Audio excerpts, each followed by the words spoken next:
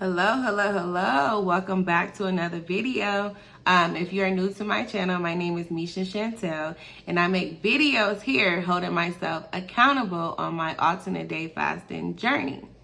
So this video, we're going to discuss week 2. I completed week 2 of alternate day fasting, and it's only been 14 days, and I'm already seeing amazing results. One of the things that I have noticed is that my inflammation has gone down tremendously, like tremendously. Before I started fasting, before I started ADF, I was experiencing pain.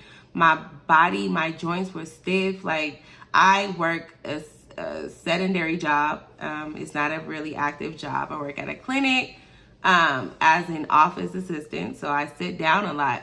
And when I would get up, my body would feel like super stiff. I was experiencing fatigue. Like, I knew it was just time for me to start back fasting. My body was like, girl, no, we don't do this. We need to get back on it. And it's already been it's only been 14 days. And I'm telling you guys, like, I literally feel like my body is just loose. Like, I feel light on my feet.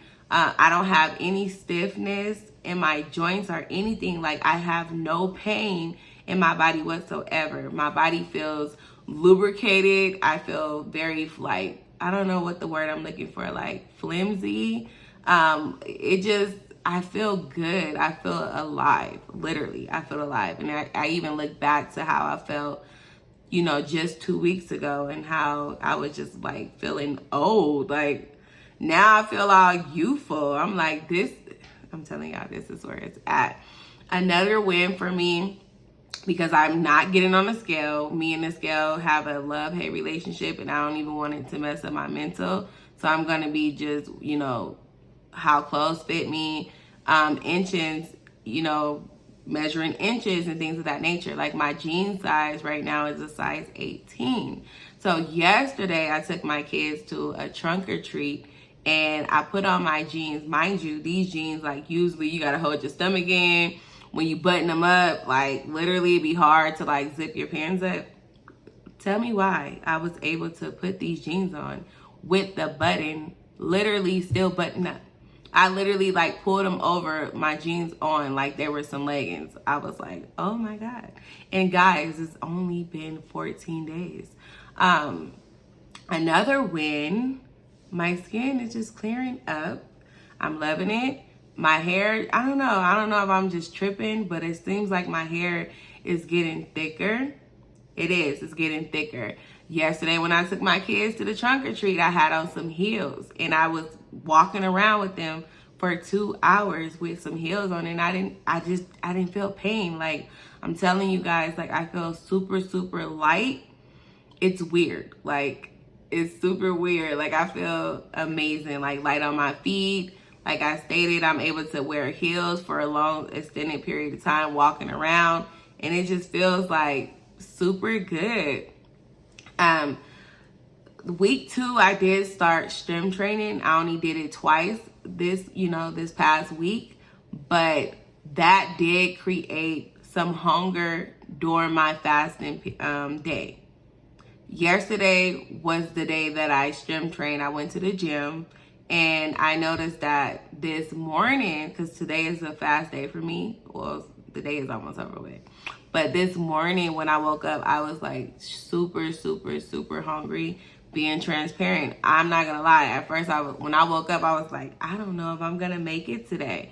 So what I did was, because I knew that because I worked out yesterday, when you strength train, your body is using glycogen, glucose, sugar is burning sugar as fuel.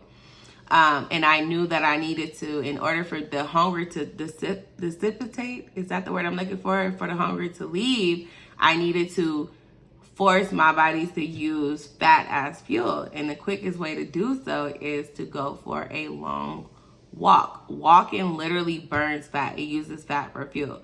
Unless you're running, that's when you start tapping back into your sugar stores. But walking literally burns fat. If you want to burn fat, I'm telling you, get minimum 10,000 steps in, and you will literally, and it also lowers cortisol. So once I went for a long walk, I think I walked for like an hour and 10 minutes, and in my neighborhood is nothing but hills. The hunger literally left. But I want to say this, if you are just starting off with alternate day fasting and you are a beginner, some people say otherwise. I say do not strength train. Do not, please do not strength train, because it's going to make your fast days harder. But because I have been doing it longer, you know, this is not new to me. I'm able to be like, okay, this is what it is. I know the tricks and tips to, you know, to lessen the hunger. Because for a beginner, listen, even I this morning was like, I don't think I'm going to make it. If it wasn't for that walk, I'm just being transparent with y'all, like I would have for sure broken my fast. But I knew that the walk was going to literally start using up the fat stores and make that switch to where once you start burning fat, the hunger literally goes away. What else happened this week? What else happened this week? That's pretty much it. Like, you know, for the second week, it was a success. I'm super happy. Like I said, because I started strength training, there were times where I was like on my fast where I'm like, I kind of want to break it. Supplements that I am using, I'm using vitamin D. Vitamin D has been amazing. It is like a lifesaver. A B complex, magnesium glycinate I use before bed. That helps me sleep. What else? Ashwagandha, because like I you know, stated before, I do struggle with keeping cortisol levels low, and fasting does spike cortisol. But there's ways to, you know, keep that in check. And for me, ashwagandha works. Taking long, like 20-minute hot, you know, as hot as you can stand it, Epsom salt baths, that helps keep the cortisol levels low. But I am loving it. Like, it's only been 2 weeks and my stomach is not bloated. My clothes are fitting looser. It's just, it is amazing. It's amazing. But I wanted to just come in here and give y'all like a little quick update. I'm going into week 3, but this is my last week of alternate day fasting until I have to, because next week I have to take those 5 days off because I'm going into the luteal, oh gosh, phase of my menstrual cycle where my body is going to start producing progesterone.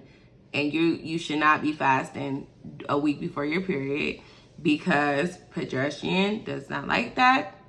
And if you do, you will become estrogen dominant and your hair will start falling out.